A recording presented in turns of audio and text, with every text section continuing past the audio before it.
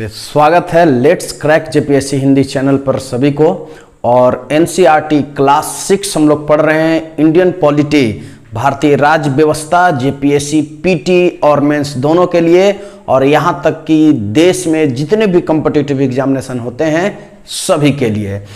तो पिछले क्लास में पहला चैप्टर हम पढ़ रहे हैं, विविधता से भरा हमारा देश भारत, और पहला लेसन का आज आखिरी पार्ट है। लेसन बड़ा था इसलिए 2 पार्ट करना पड़ा, और फिर अगला जो लेसन होगा वो एक ही पार्ट में खत्म हो जाएगा, फिर अगला लेसन आएगा एक ही पार्ट में खत्म हो जाएगा।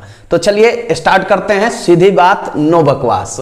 तो आइए सबसे पहले बात करते हैं देश के विभिन्न भागों में नृत्य। तो पिछला क्लास जब हम लास्ट कर रहे थे तो वहां आपको बताया गया था, पर्व और त्योहार के बारे में बताया गया था। अब उसके आगे देखिए देश के विभिन्न भागों में नृत्य। तो सबसे पहले चूंकि रिगार्डिंग हम लोग जेपीएससी को लेकर ही तो तैयारी कर रहे हैं, जेसीईआरटी बुक का स्टडी करने का कारण क्या है, जेपीएससी एग्जामिनेशन। तो जेपीएससी के रिगार्डिंग यदि पढ़ रहे हैं हम तो झारखंड को हाईलाइट करके हमें पढ़ना है। तो आइए बात करते हैं झारखंड का एक नृत्य जो हमेशा किसी ना किसी एग्जामिनेशन में पूछा जाता है, तो छऊ नृत्य और पाइका। देखिए 2 इतना इंपॉर्टेंट है कि हर एक एग्जाम में आपको देखने को मिलेगा ही यहां से। तो छऊ, पाइका, कर्मा, सरहुल, डमकच, झूमर, तो इतने प्रकार के झारखंड में नृत्य हैं। ठीक है, एक बार फिर से समझ लें, छऊ, पाइका, कर्मा, सरहुल, डमकच और झूमर। तो आइए गुजरात की बात कर लेते हैं, जहां से हमारे पीएम बिलोंग करते हैं, नरेंद्र मोदी। आइए गुजरात की बात करते हैं, गरबा और डांडिया। तो तुम याद रखेंगे गुजरात के लिए गरबा और डांडिया। अरे मैं कहता हूं लिखने की कोई जरूरत नहीं, आप स्क्रीनशॉट ले लीजिए और ध्यान से केवल बातों को सुनिए और एनसीईआरटी किताब को आप अपने पास रखिए। ठीक है, चलिए आगे बढ़ते हैं। केरल की बात करते हैं। तो केरल का जो नृत्य है, अच्छा यहां जो नृत्य लिखा गया है वो इंपॉर्टेंट है और वही एग्जाम में आता है हमेशा। तो मोहिनी अट्टम, तुम याद रखेंगे केरल का नृत्य मोहिनी अट्टम और कथकली। और उड़ीसा की बात करते हैं तो ओडिसी, और पंजाब का भांगड़ा। मणिपुर की बात करते हैं तो मणिपुरी, और तमिलनाडु भरतनाट्यम, और उत्तर प्रदेश की बात करते हैं तो कथक, और नागालैंड की बात करते हैं तो चांगलो। तो ये रहा हमारा देश के विभिन्न प्रकार के राज्यों का नृत्य। इसलिए तो कहा गया है कि यहाँ विभिन्न प्रकार के नृत्य हैं, विभिन्न प्रकार के भाषा बोली जाती है, विभिन्न प्रकार के लोग रहते हैं हमारे देश में, विभिन्न प्रकार के यहाँ सांस्कृतिक जीवन व्यतीत करते हैं लोग, विभिन्न प्रकार के सामाजिक जीवन व्यतीत करते हैं। इसलिए तो कहा गया है कि हमारा जो देश है बहुरंगी विविधता वाला देश है। वो देश कौन सा है? वह देश है भारत।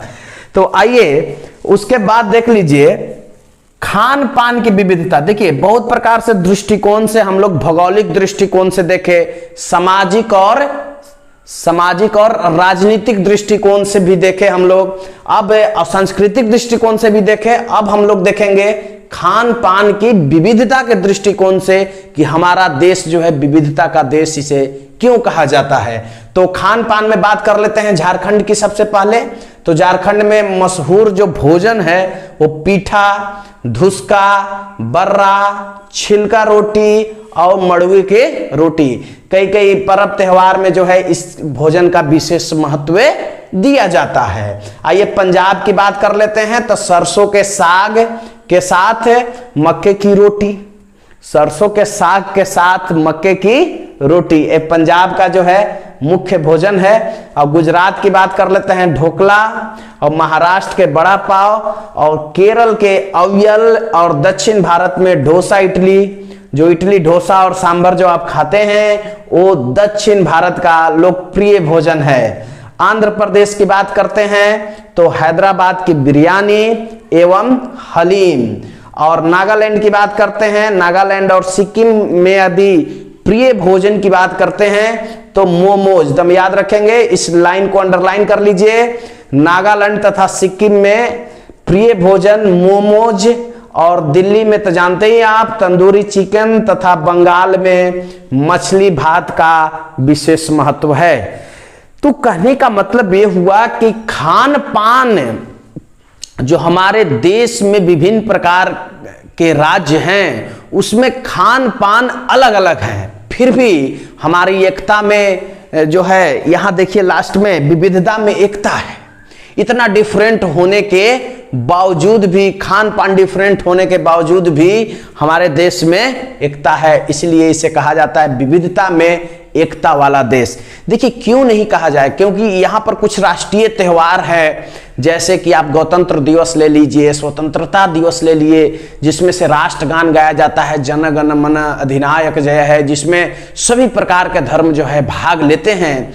और जैसे कुछ कुछ ऐसे फेस्टिवल हैं, जैसे मान लो दशहरा है, दुर्गा पूजा है, मुहर्रम है, जो रैलियां निकलती हैं, इसमें सभी प्रकार के धर्म जो है आपस में एकजुटता का परिचय देते हुए दिखाते हैं कि हमारा सबसे पहले राष्ट्र है, सबसे पहले राष्ट्र है, राष्ट्रीयता है। इसलिए तो कहा जाता है विविधता में एकता वाला हमारा देश है। जब भारत स्वतंत्र नहीं था, जब भारत स्वतंत्र नहीं था तो स्वतंत्रता की लड़ाई के लिए हमारे विभिन्न वर्गों के लोग, विभिन्न भाषा बोलने वाले लोग, विभिन्न प्रकार के खान पान करने वाले लोग एकता का परिचय देते हुए हमारे देश को आजादी के मोड़ तक ले गए थे। ठीक है, तो आइए ये तरह खान पान। अब बात करते हैं भाषा की, बात करते हैं। हमारे देश में आपको पता है कि विभिन्न प्रकार के भाषा बोली जाती है, और भाषा का संबंध अब किस अनुसूची से है? देखिए अनुसूची का ऑलरेडी इसी चैनल पर वीडियो अपलोड कर दिया गया है। टोटल 12 अनुसूची है, आपको पता है।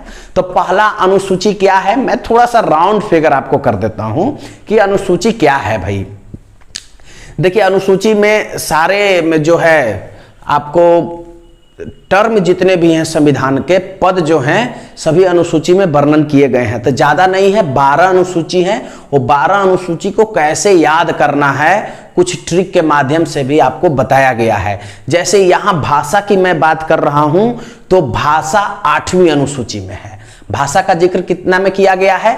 8वीं अनुसूची में किया गया है। अच्छा, पहला अनुसूची की अगर मैं आपसे बात करूं तो पहला अनुसूची जब आप संविधान पढ़ने चलें तो भाई जानेंगे कि भारत क्या है और भारत में विभिन्न प्रकार के राज्यों के बारे में आप चर्चा कीजिएगा, पहला अनुसूची। और मैं आखिरी अनुसूची की बात करूं तो आखिरी 12वां अनुसूची क्या है भाई? तो 12वां अनुसूची है नगर निगम के लिए, नगर निगम के लिए।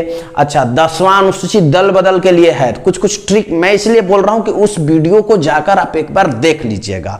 तो 8वीं अनुसूची में भाषा का जिक्र किया गया है। पहले इस बात को समझिए, हमारे देश में बहुत सारे भाषा बोली जाती है। लगभग मैं बात करूं तो हमारे देश में जो है 1700 से अधिक भाषा बोली जाती है। और ऐसा कहा जाता है कि यदि आप भारत देश में, ये बहुरंगी विविधता वाला देश में जब आप 100 किलोमीटर का सफर तय करते हैं तो एक अलग भाषा आपको देखने को मिलता है, एक अलग भाषा सुनने को मिलता है। तो आप समझो 1700 भाषा जो है यहां पर इस देश में बोली जाती है। लेकिन जानना ही है कि क्या 1700 भाषा को संविधान में जगह मिली?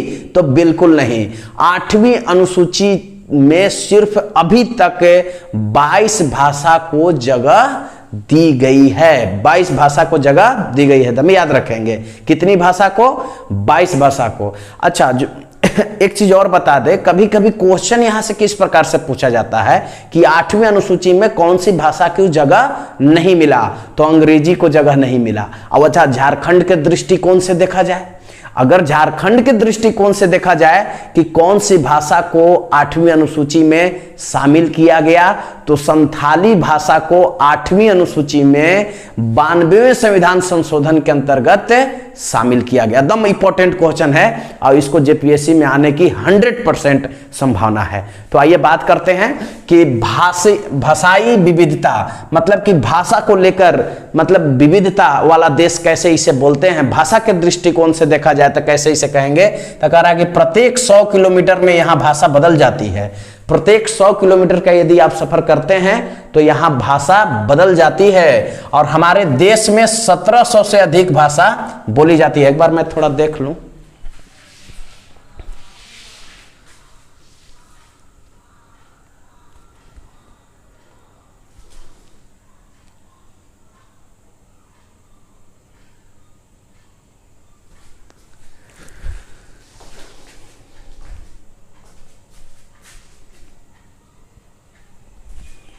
आइए, तो 1700 से अधिक भाषा बोली जाती है। 8वीं अनुसूची में कितने भाषाओं को रखा गया है? 22 भाषा को। याद रखेंगे, ये इंपॉर्टेंट क्वेश्चन है। 22 भाषा को रखा गया है।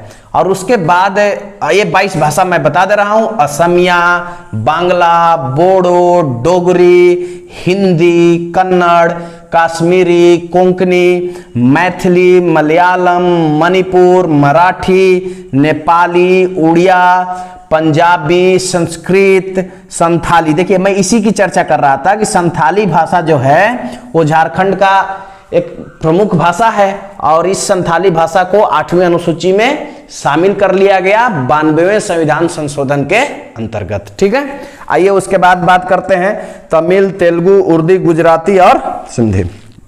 देखिए, 1953 में भाषा के आधार पर और आंध्र प्रदेश, देखिए जब देश हमारा आजाद हुआ तो भाषा के आधार पर अलग राज्यों की मांग उठने लगी, धारणा होने लगा कि हमें अलग राज्य चाहिए। तो भाषा के आधार पर सबसे पहला राज्य जो है आंध्र प्रदेश का गठन हुआ 1953 में। आप इसे याद रखेंगे। उसके बाद कह रहा है कि 92वें संविधान संशोधन के तहत संथाली भाषा को 8वीं अनुसूची में शामिल किया गया। और झारखंड में कौन कौन भाषा बोली जाती है, झारखंड को थोड़ा हाईलाइट करके हम लोग को चलना है कि झारखंड में संथाली, मुंडारी, कुड़माली, खोरठा, नागपुरी इत्यादि भाषा बोली जाती है। एक बार फिर से समझें, झारखंड में संथाली, मुंडारी, कुड़माली, खोरठा, नागपुरी इत्यादि भाषा बोली जाती है। तो आप समझ गए भाषा को लेकर कैसे विविधता है। हमारे देश में विभिन्न प्रकार के भाषा बोली जाती है, लेकिन 8वीं अनुसूची में केवल 22 भाषाओं को मान्यता प्राप्त है जिसमें अंग्रेजी भाषा नहीं है। ये भी इंपॉर्टेंट क्वेश्चन है। और संथाली भाषा को 92वें संविधान संशोधन के आधार पर जो है 8वीं अनुसूची में जगह मिला। और भाषा के आधार पर सर्वप्रथम 1953 में कौन सा राज्य बना? आंध्र प्रदेश। याद रखेंगे। आइए परिधान में विविधता देखते हैं। परिधान में विविधता मतलब कि कपड़ा का जो पहनने का जो रहन सहन है हमारे देश में, ये भी विभिन्न प्रकार के देखा गया है। आइए चर्चा करते हैं। झारखंड में पुरुष की अगर बात करें तो धोती कुर्ता और गला में जो है सर पे गमछा लेने का रीति रिवाज है। और पंजाब में देखा जाए तो सलवार कमीज दुपट्टा, और बंगाल में बंगाली साड़ी, राजस्थान और गुजरात में घाघरा चोली और ओढ़नी, जम्मू कश्मीर में फिर देखिए, मैं थोड़ा सा पिक के माध्यम से, आप थोड़ा सा पिक देख लें कि जम्मू और कश्मीर और मिजोरम में किस प्रकार का जो है परिधान है। आप पिक के माध्यम से देख लें। ठीक है, आइए बात करते हैं। जम्मू कश्मीर में फिरन और मिजोरम में पुआन चेई महिलाओं का पारंपरिक परिधान है। परिधान को लेकर भी हमारे देश को कहा जाता है कि ये विविधताओं का देश है, क्योंकि हमारे देश में विभिन्न प्रकार के लोग पहनावा करते हैं। लेकिन आज मॉडर्न कल्चर में देखा गया है कि शर्ट भी आया है, जींस भी आया है। और पश्चिमी, देखिए अंग्रेज तो चले गए यहां से, इस बात को भी आप समझ लीजिए। अंग्रेज तो चले गए लेकिन पश्चिमी सभ्यता को यहां छोड़ कर गए हैं, इस बात को भी आपको मानना होगा। तो हमारा पश्चिमी सभ्यता अभी भी हावी है और शर्ट पैंट जींस टॉप सब आपको देखने को मिलेगा। तो आइए आर्थिक विविधता की बात करते हैं। इकोनॉमिक्स दृष्टिकोण से जो है कैसे हमारा देश विविधताओं का देश है, इस बात को समझते हैं। तो यहां पर भी आर्थिक दृष्टिकोण से यदि देखा जाए तो हमारे देश के बहुत सारे लोग ऐसे हैं जो विभिन्न प्रकार के व्यवसाय करके अपने आजीविका का पालन करते हैं, अपने मतलब जीवन का यापन करते हैं। कोई मत्स्य पालन करता है तो कोई खेती करता है। देखिए हमारा जो देश है वो कृषि प्रधान देश है, ये तो सबको पता है। हमारा देश जो है कृषि प्रधान देश है, इसलिए यहाँ ज्यादातर लोग खेती ही करते हैं। लेकिन इसके अलावे कुछ लोग मत्स्य पालन करते हैं, कुछ पशु पालन करते हैं, कुछ लोग वन से लकड़ियों को लाते हैं, जड़ी बूटी बनाते हैं। मतलब कहा जाता है कि यहाँ के जो लोग होते हैं विभिन्न प्रकार के जो है व्यवसाय से अपने जीवन को यापन करते हैं। तो आइए बात करते हैं। भारत में विभिन्न लोगों की आजीविका का साधन भिन्न भिन्न है। कृषि प्रधान देश होने के कारण बड़ी आबादी खेती पर आश्रित रहता है, जीवन यापन करता है। पशुपालन, मत्स्य पालन, यदि इसके अलावे बात करें तो खनन, सरकारी तथा गैर सरकारी नौकरी में भी लोग रहते हैं। ऐसा नहीं है कि नौकरी करने वाली की संख्या यहाँ कम है, तो कुछ सरकारी में है और कुछ गैर सरकारी में है। लेकिन आजकल वर्तमान कल्चर में देखा जाए, वर्तमान युग में देखा जाए तो आपको गैर सरकारी में ही ज्यादातर मिलेंगे। तो जंगल में प्राप्त जड़ी बूटी फल आजीविका का साधन है। इसलिए इतना सारे हम लोग दृष्टिकोण से देखें कि भारत जो है एक विविधताओं का देश है, तो हम लोग कह सकते हैं कि विविधता में एकता है भारत में। विविधता में एकता, विविधता में एकता यदि लिखने के लिए आए तो आप पर्व त्योहार का एग्जाम्पल दे सकते हैं। जो राष्ट्रीय त्योहार हैं, 26 जनवरी है, 15 अगस्त है, इस पर जन गण मन सारे समुदाय के लोग गाते हैं। और कुछ कुछ जो धार्मिक त्योहार हैं, जैसे मान लो कि दशहरा है, मुहर्रम है, ये सब धर्म विशेष त्योहार होता है। लेकिन यहां पर भी देखा गया है कि विभिन्न जातियों के लोग, विभिन्न धर्मों के लोग जो है आपस में एकत्रित होकर जो है त्योहार को मनाते हैं। इसलिए कहा जाता है कि भारत में जो है विविधता में भी एकता देखा गया है, तभी तो आज हम स्वतंत्र हैं। तो चलिए इन्हीं बातों के साथ हैप्पी एंडिंग पहला लेसन को बोलते हैं, विविधता से भरा हमारा देश भारत। तो अगला हम लोग देखेंगे भेदभाव। तो बने रहिए इस चैनल पर, let's crack JPSC Hindi channel.